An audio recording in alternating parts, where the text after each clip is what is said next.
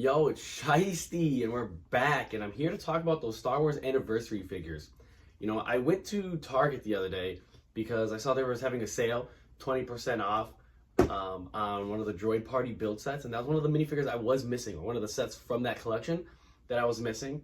Um, and it got me thinking, out of all of the ones that have come out, from those like little collectors that get the minifigures, the exclusive ones, kind of where do they fall? Where do they rank? What order do I personally like them in? And that's kind of what we're doing today, is just to figure out from set to minifigure which ones would I rank from least to best.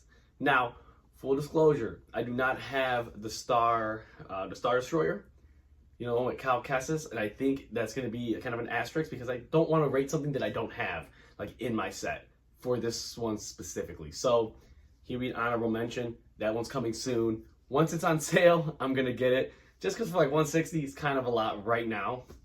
But let's get it going. So I would say my least favorite one that has come out was the Darth Maul Infiltrator. And that one came with Saw Gerrera and Gerrera. Yeah, Saw Gerrera. And the reason I have that one kind of on my last is I remember when I was thinking about getting it, I didn't really care that much when that set came out, and the only time I got it was when I needed to go over for a gift for purchase, one of those months. The next one that I have ranked on my list was Boarding the Tentative 4. And the reason that's lower than I would like it to be is because the set itself is so dope, right? You get one of the most iconic walkthrough scenes from A New Hope, but also, you see how Vader was when he was just murking them up, stomping them out, all the rebels when you came on board at the end of Rogue One. You get to really see that, but also we got to see that in the beginning of A New Hope. It was just an amazing scene, and a lot of times when you think of Star Wars, that's something that you think of.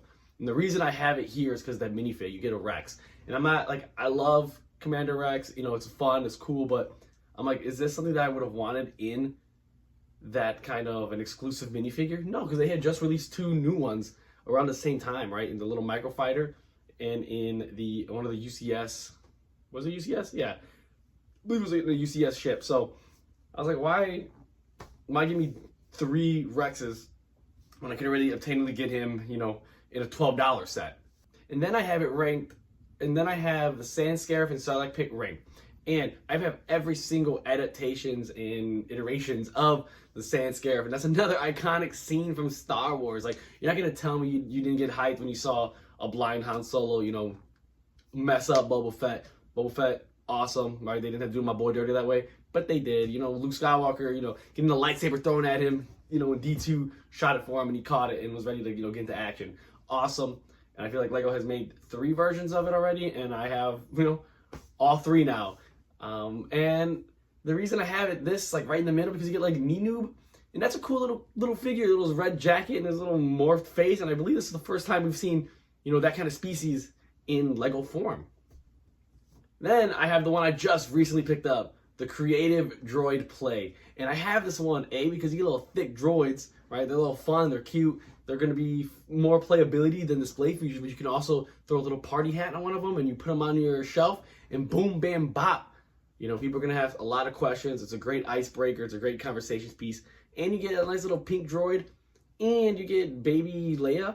I think Baby Leia is really dope, and it's a fun minifigure, especially if you've seen the show Kenobi. It really resonated, and I was like, oh my gosh, I want more sets of them, and it's cool that they actually made a little minifigure for her.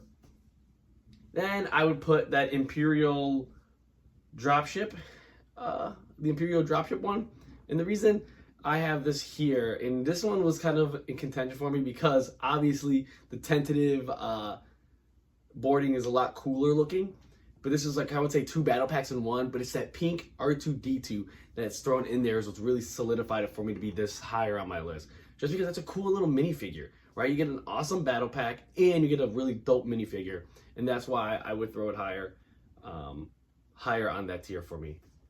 And then lastly for me is the R2-D2. You get Darth Malak and you get a nice little mini thick boy that you can put up on display. I feel like this was another great set that Lego decided to create and put out there, and it really just solidified what I'm looking for in a set, right? Great display piece and an awesome sets of minifigures that come along with this. You know, I was really excited. I'm so happy that Lego does these things. I know I definitely missed out on the first wave when they did these anniversary ones, the retro Yellowhead minifigures. I kind of snoozed on them. So when this one came out, I made a promise to myself that I was gonna get it.